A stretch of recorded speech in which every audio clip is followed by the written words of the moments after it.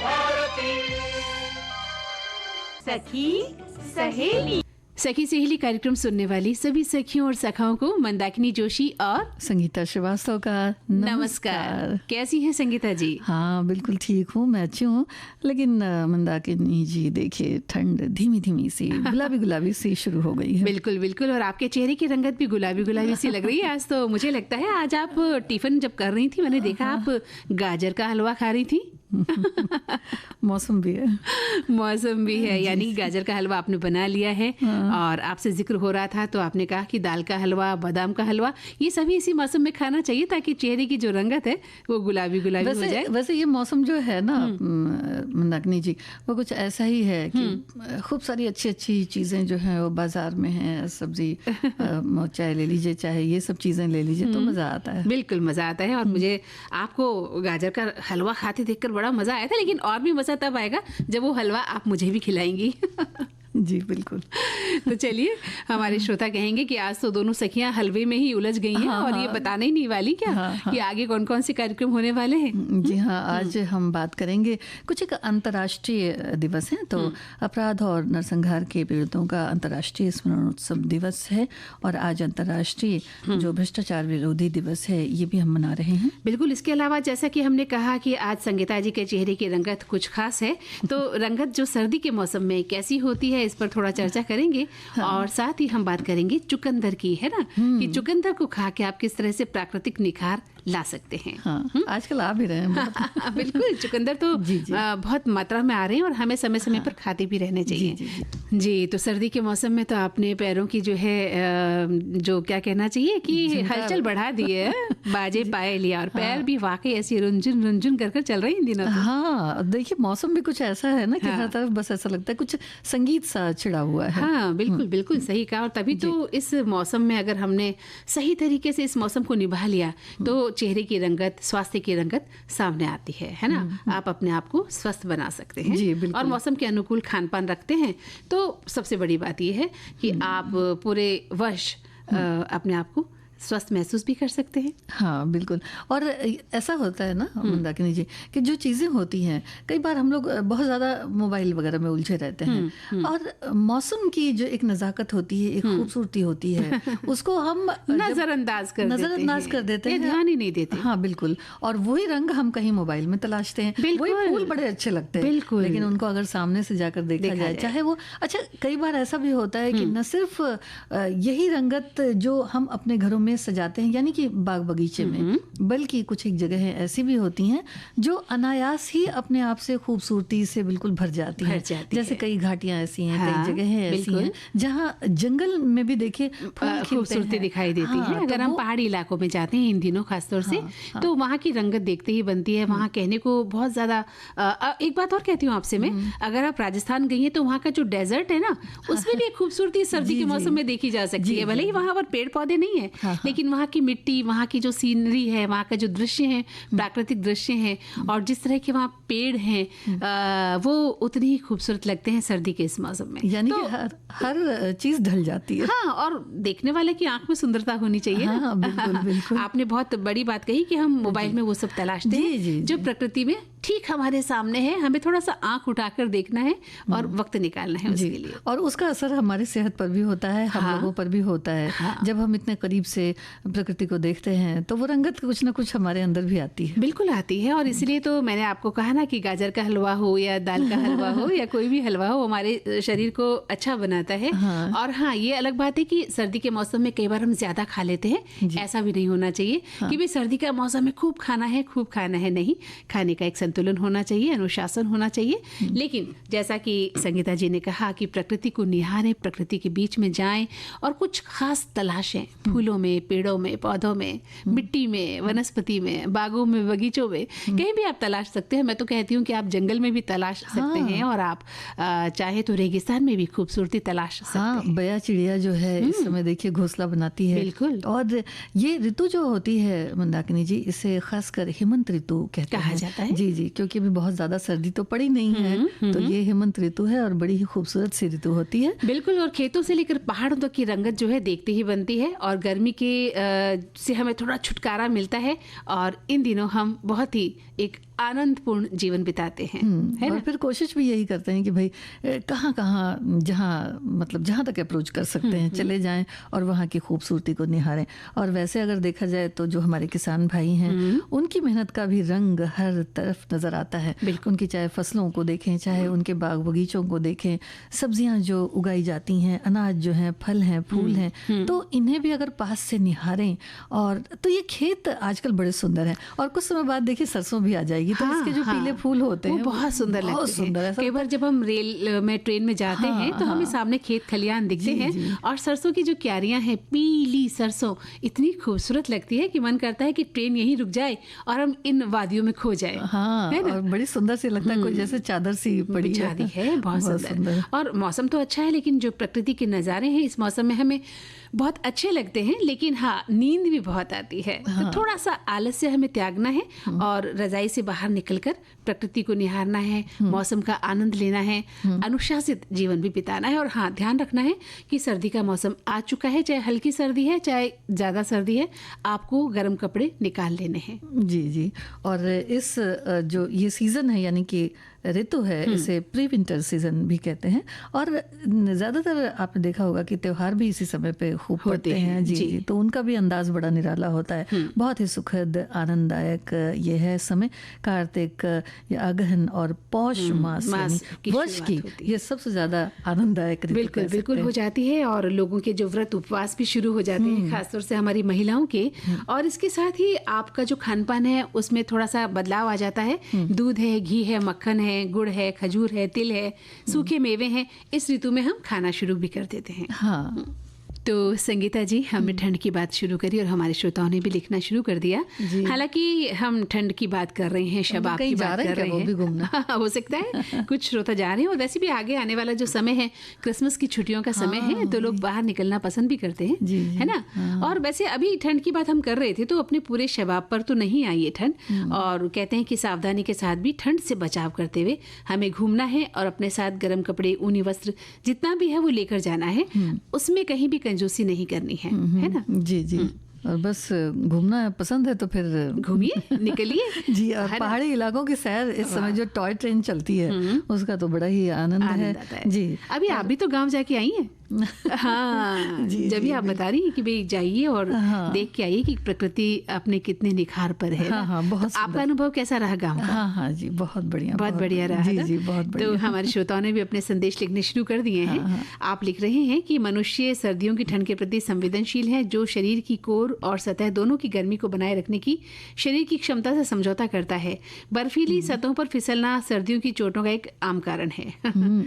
एक श्रोता लिख रहे हैं हमारे कि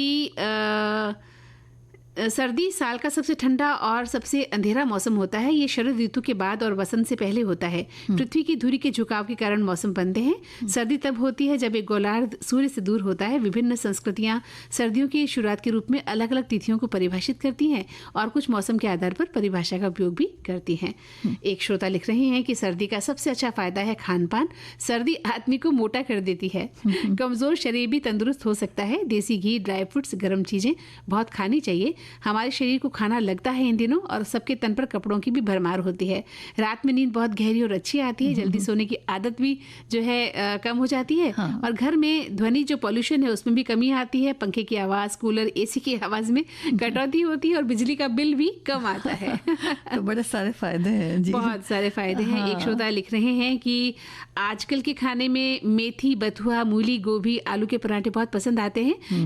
मिक्स वेज सूप, मशरूम का सूप और तरह तरह के सूप बनने लगे हैं। घरों में हीटर ब्लोअर चलने लगे हैं। पूरी तरह से ठंड जारी है। अभी बारिश होने के बारे में भी ऐसी भविष्यवाणी है। ठंडक ऊपर से उफ कितनी ठंडी है हवा, लिखते हैं। और एक श्रोता लिख रहे हैं कि रंगत सर्दी के मौसम की अब पहले जैसी सर्दी कहाँ हो रही है। नहीं तो दीपावली के पहले ही गर्म कपड़ों के साथ रजाइयां भी निकल जाया करती थी, किंतु अब तक उनकी आवश्यकता ही मालूम नहीं पड़ रही है। केवल सुबह शाम की ही ठंड है और ऐसे में माहौल में गर्म पौष्टिक आहार सामग्री का ज्यादा सेवन करने से अपच या अन्य बीमारियां भी हो जाती हैं, क्योंकि ग्लोबल वार्मिंग का ही परिणाम है कि ऋतुएं विपरीत होती जा रही हैं। इसलिए कहते हैं, देखिए बीच बीच में हम लोग कितनी बातें भी करते हैं कि पेड़ लगाने चाहिए, क्योंकि इससे जो ऋतु परिवर्तन है उस पर बहुत असर पड़ता होगा, लेकिन हम जो है वो प्रकृति का दोहन करने में लगे हुए हैं। हाँ, तो इसी वजह से ये सारी चीजें हैं कि मतलब ठंड के मौसम में ठंड का एहसास नहीं होता, गर्मी में फिर लगता है कि बहुत ज्यादा गर्मी है, बारिश रहती है तो फिर पता ही नहीं रहता कि बारिश कब होगी। हर मौसम का जो एक खूबसूरती थी, हर मौसम का एक मजा होता था, वो मजा अब हमें उतना नहीं मिल पाता क्योंकि ग्लोबल वार्मिंग के कारण। जी। एक श्रोता लिख रहे हैं कि आज सुबह जब मैं मॉर्निंग वॉक के लिए घर का द्वार खोला तो बड़ी जोर से ठंडी हवा का झोंका आया, बिल्कुल सर्द बर्फीली हवा। वैसे तो मैं पूरी तरह से अपने को सर से पैर तक पूरी तरह गर्म कपड़ों से कवर रखती हूँ, फिर भी घर से बाहर आते ही ठंड पता चलती है। आज कुछ ज्यादा ही ठंड थी।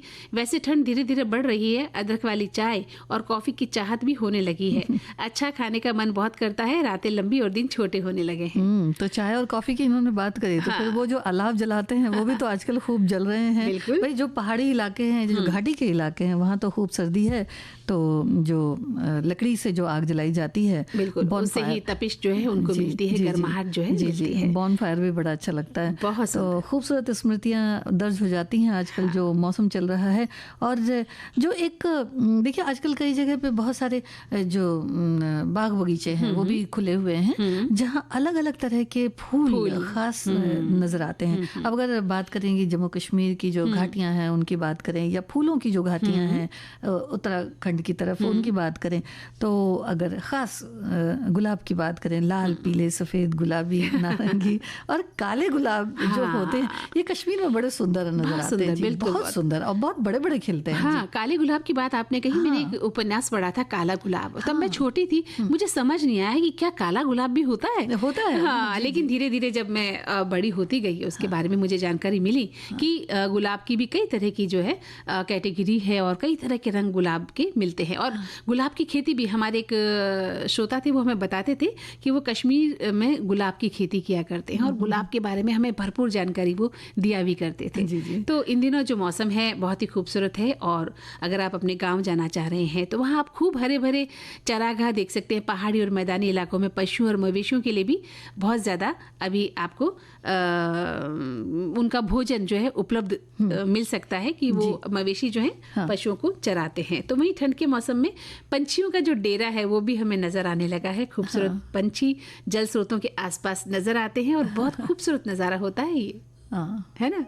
और देखिए हमारे एक श्रोता लिख रहे हैं कि नमस्ते करते हुए कह रहे हैं कि उन्होंने कहा है कि सर्दी के मौसम की रंगत की क्या कहने, सभी के परिधान रंगीन हो गए हैं, खेतों में फसल की हरियाली बढ़ने लगी है, हमें भूख भी अच्छी लगने लगी है और जो कुछ खाते हैं आसानी से पच भी जाता है।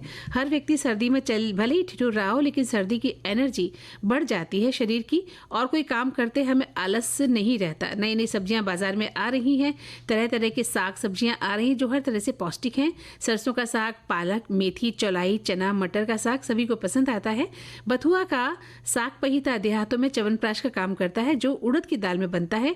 कीड़ों मच्छरों से निजात मिल जाने से भरपूर नींद इस मौसम की खास विशेषता है। हाँ, तो ये साग तो बड़े अच्छे लगते हैं खाने बहुत में। सुंदर जी। और अगर ये जो कैमरा वगैरह है लेकर जाते हैं तो देखिए जो फैशन है आज के समय में वो भी बड़ा अलग सा नजर आता है। स्वेटर हैं, शॉल हैं, तो बहुत अलग अलग सा तरह के। हाँ, और वो सारी चीजें जो है ना वो कैमरे में कैद हो जाती हैं। देखिए ये भी एक रंगत है। हाँ, क्योंकि जब कोई अपना बड़ा चाहने वाला सा आ जाता है तो फिर लगता है बस फिर तो अब जिंदगी में कुछ नहीं चाहिए, यही सारी दुनिया।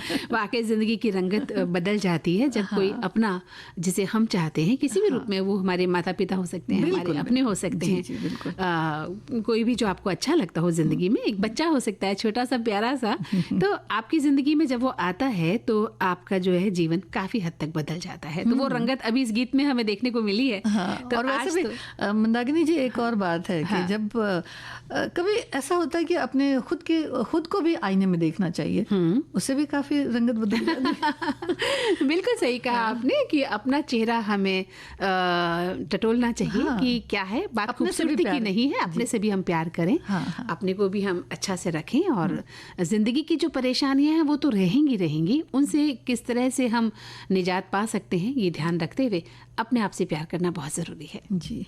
बहुत सारी देखिए अच्छी अच्छी बातें भी हमारे श्रोता लिख रहे हैं। आज अंतर्राष्ट्रीय भ्रष्टाचार विरोधी दिवस भी है मंदाकिनी जी। तो 31 अक्टूबर 2003 को भ्रष्टाचार के खिलाफ संयुक्त राष्ट्र कन्वेंशन में पारित होने के बाद से मतलब ये प्रस्ताव 9 दिसंबर को प्रतिवर्ष आज भ्रष्टाचार के खिलाफ जागरूकता बढ़ाने के लिए ये दिवस मनाया जाता है।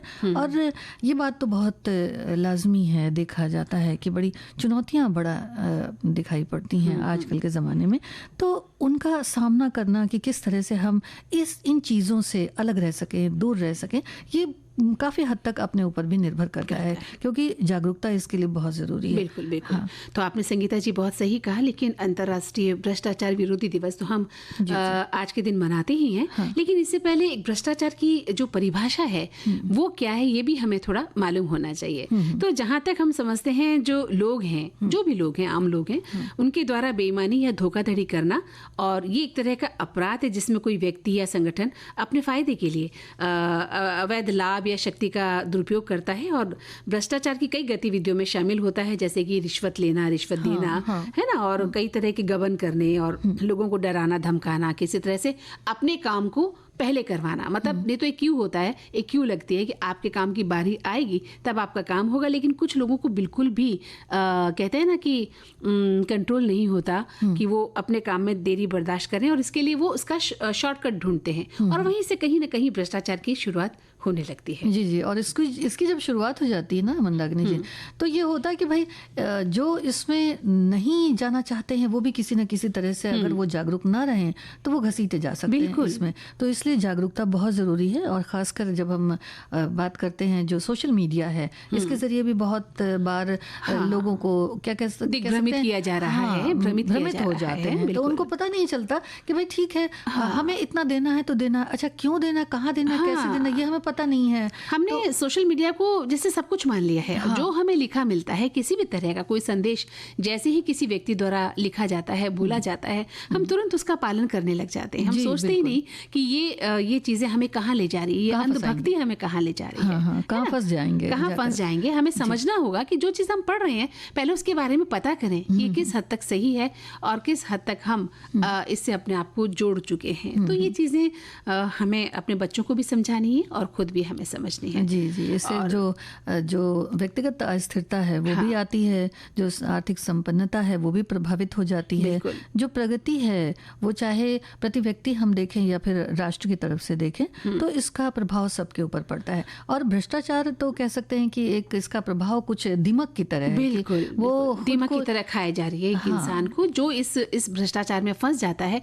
फिर वो निकल नहीं पाता है। बहुत मुश्किल है वहां से निकलना, और भ्रष्टाचार से विश्वास भी कम होता है और जो हमारा लोकतंत्र है वो भी कमजोर होता है। साथ ही जो आर्थिक विकास है उसमें भी बाधाएं आती हैं, और इसी भ्रष्टाचार से असमानता बढ़ रही है, गरीबी बढ़ रही है, सामाजिक विभाजन है, पर्यावरण का जो संकट है वो सभी बढ़ता नजर आता है, क्योंकि भ्रष्टाचार से देश के जो संस्थान हैं वो कमजोर होते चले जाते हैं और सामाजिक आर्थिक विकास में भी हमें बाधा आती है। जी जी। और एक और चीज होती है कि जैसे हम सोचते हैं कि भाई थोड़ा सा हम एक्स्ट्रा पैसे कमा लेंगे या थोड़ा सा अलग से हम कुछ लाभ ले लेंगे, लेकिन इसके पीछे की जो चीजें हैं वो नजर नहीं आती हैं कि मतलब ये कहाँ तक हमें प्रभावित करता है, या फिर एक पूरे स्टेट को प्रभावित कर सकता है, पूरे राष्ट्र को प्रभावित कर सकता है, पूरे विश्व को प्रभावित करता है, और यहाँ तक कि देश को कुछ इस तरह से प्रभावित कर सकता है। वैश्विक स्तर पर, वैश्विक स्तर पर हम इसे समझ सकते हैं कि जो भ्रष्टाचार है वो आपको वैश्विक स्तर पर भी नुकसान पहुंचा रहा है, और देश के लिए भी बहुत बड़ा बहुत मुश्किल है। और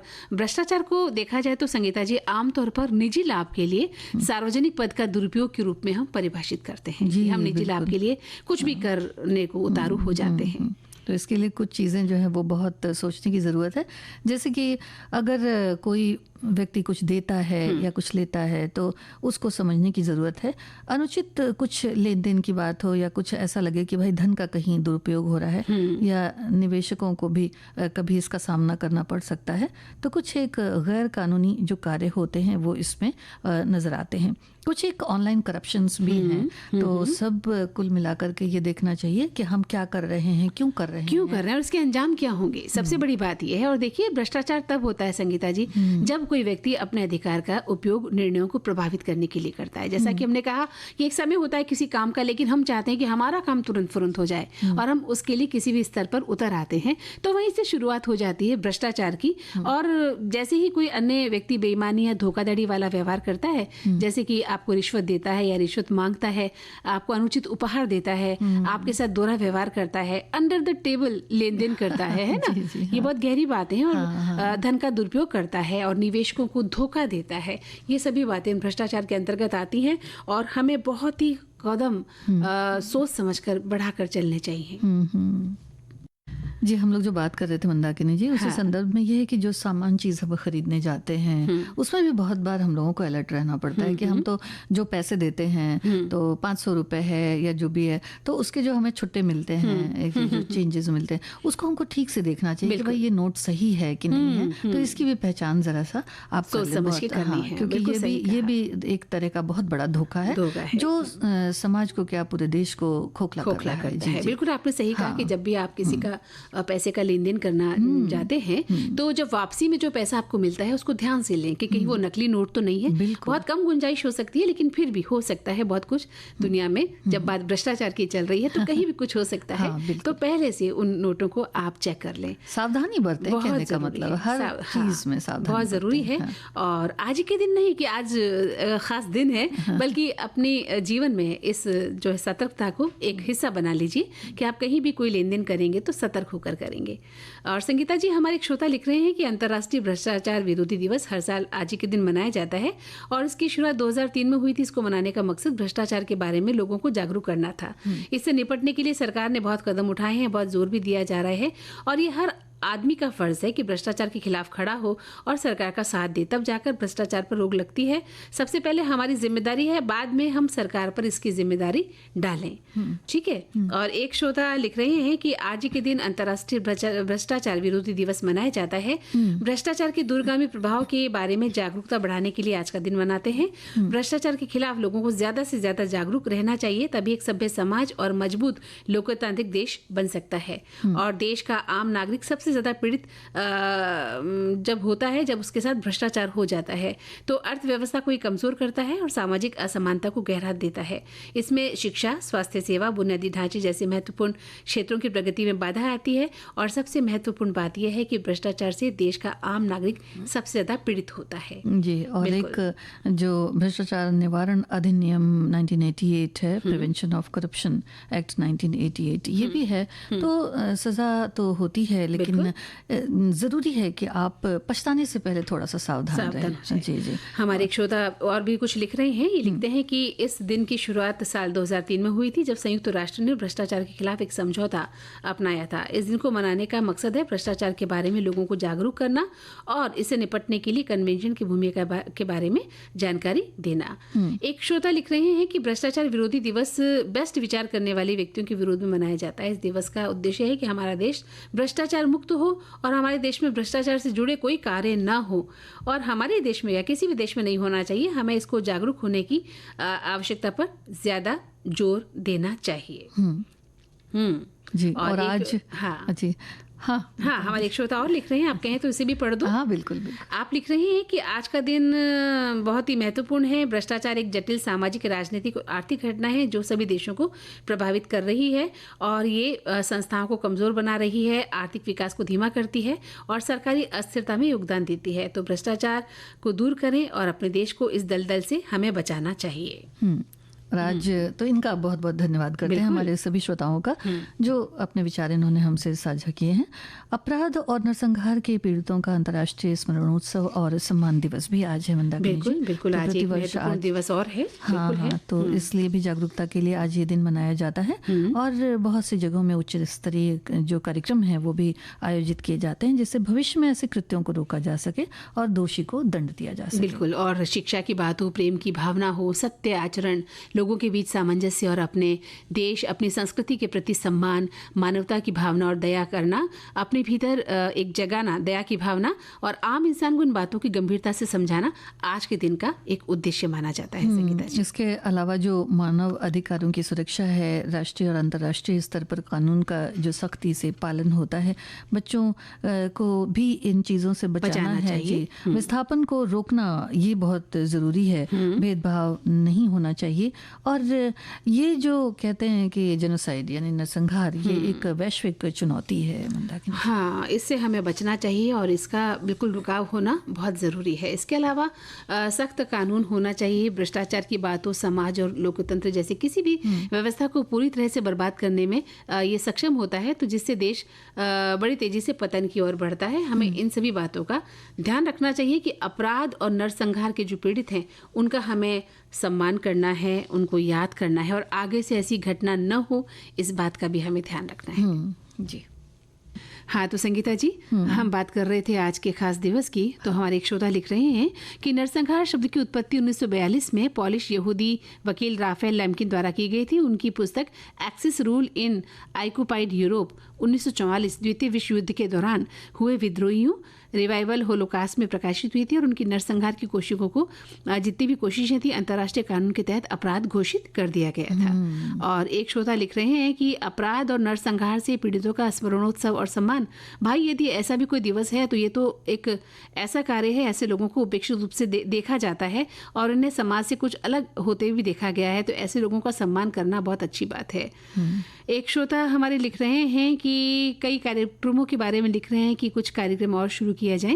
एक श्रोता ने लिखा है कि अपराधों के प्रति सम्मान और उनकी याद होनी चाहिए। अपराधियों के प्रति कोई अगर कैसा भी अपराध करे, लेकिन सम्मान के लिए जो दिन मनाया जाता है उसको हम पूरे दिल से मना रहे हैं। आज जो लोग अपराध से पीड़ित हैं उनका हमें मजाक नहीं उड़ाना चाहिए, बल्कि उन्हें ये एहसास दिलाना चाहिए कि हम भी उनके साथ हैं। तो ये फिर वही बात हो जाती है कि हम लोगों को अपनी तरफ से भी बहुत कुछ सोचने की ज़रूरत है कि हम किस तरह से पेश आते हैं। और ये दिन तो इसलिए ख़ास मनाया जाता है, तो इस बात को हमेशा ध्यान में रखना चाहिए। हाँ, नहीं कि ये दिवस ही हो गया तो बस, बल्कि इन चीज़ों को हमेशा ध्यान में रखना चाहिए। और आज बात करते हैं जो प्रकृति की बात हमने काफ़ी करी है जी, तो थोड़ी निखार की बात भी कर लेते हैं। तो जो आज कल जो सब्जियां आ रही हैं या जो चीज़ें हम रसोई में खूब सारी हरी भरी देख रहे हैं, तो उनमें चुकंदर का जो रस है वो भी बड़ा खास फायदेमंद है, चाहे उसे पिया जाए और चाहे तो फिर उसका अलग अलग तरह से हम उपयोग कर सकते हैं। हाँ, पाउडर। वैसे चुकंदर को जब हम देखते हैं ना तो लेने की इच्छा नहीं होती है संगीता जी, वो इतना सूखा रूखा उदास सा दिखता है गोल गोल सा मटमैला सा पड़ा हुआ, उसको देखकर बिल्कुल मन नहीं करता कि हम चुकंदर उठाएं और खा लें, है ना। लेकिन उसके गुण बहुत है, कहते हैं ना कि बाहरी खूबसूरती पर मत जाओ, उसकी भीतर की खूबसूरती को देखिए। तो चुकंदर इसका एक बहुत बड़ा उदाहरण है ना? हाँ, और बहुत सारे ब्यूटी प्रोडक्ट्स भी आते हैं बिल्कुल, जिसमें चुकंदर की जो रहते हैं मतलब उसको प्रोसेस करके जैसे भी डाला जाता है और वो बड़े ही इफेक्टिव भी होते हैं। तो उसको एक पैच टेस्ट करने के बाद में आप इस्तेमाल भी कर सकते हैं। वैसे चंदन पाउडर में अगर थोड़ा सा चुकंदर का रस मिला लें और फिर 10-15 मिनट उसका पेस्ट कुछ बना करके चेहरे पर लगा लें, फिर उसको धो लें, तो बड़ी अच्छी सी रंगत आती है। मुझे लग रहा है कि आप भी आज जो है चुकंदर का पेस्ट ही लगा के आई हैं। और है ना, सबसे बड़ी बात यह है नहीं लगा के आई, तो भाई आज तो कुछ बात तो है, आपके चेहरे का ग्लो तो यही बता रहा है कि गाजर का हलवा ज्यादा हो गया है या फिर चुकंदर का जो पेस्ट है वो ज्यादा लग गया है ना। और देखिए, चुकंदर की बात जब हम कर रहे हैं तो इसको लगाने के साथ ही हम इसको खाना भी शुरू करें। सुबह जब हम सलाद खाते हैं खाने के साथ दोपहर में, तो सलाद के रूप में भी इसे खाया जाए तो अच्छा लगता है। चुकंदर का सूप बनाकर आप पी सकते हैं। चुकंदर का जूस तो पीते ही हैं, इसमें थोड़ा सा नींबू का रस डालकर भी, जब हम गाजर का जूस पीने जाते हैं ना तो उसमें भी चुकंदर है, पुदीना है, नींबू है, आंवला है, ये सब मिलकर हम एक रस बना सकते हैं और उसको पी सकते हैं। तो पीना ज़्यादा बेहतर होगा। उसके बाद तो है ही कि हम उसमें कुछ लगाकर चेहरे पर लगाते हैं, वो एक अच्छी बात है।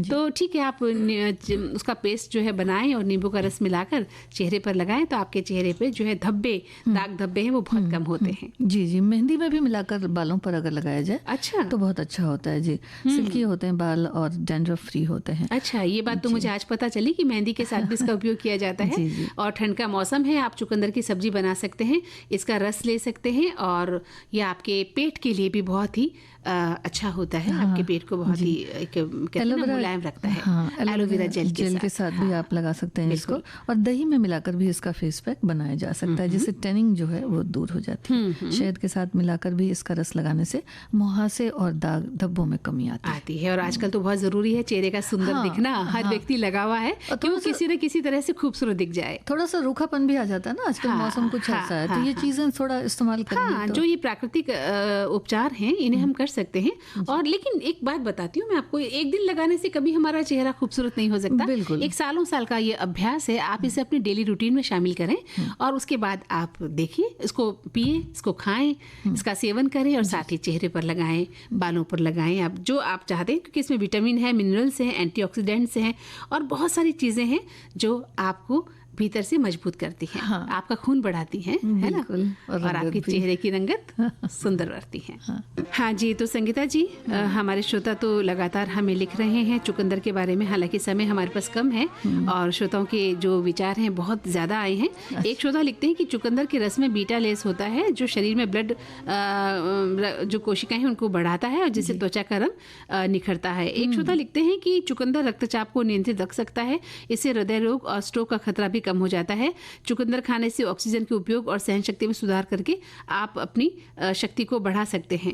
एक श्रोता ने लिखा है कि मैंने चुकंदर को चेहरे पर तो नहीं लगाया है, लेकिन इसका सेवन जरूर किया है और इसका सेवन करने से मैं काफी हष्ट-पुष्ट अपने आप को महसूस करता हूँ। ये ब्यूटी प्रोडक्ट्स में बहुत यूज होता है। ये बात और है कि हम लोग नहीं यूज करते हैं, जो लोग नहीं, लेकिन ये ब्यूटी प्रोडक्ट्स में बहुत यूज होता है। लेकिन तो चलिए, आज आपने जो बताया है, मुझे लगता है कि अब हम ब्यूटी प्रोडक्ट्स में इसको यूज करना शुरू कर देंगे। और अब तो कार्यक्रम का समय बिल्कुल समाप्त हो चला है। इजाजत सभी को, संगीता श्रीवास्तव और मंदाकिनी जोशी का नमस्कार।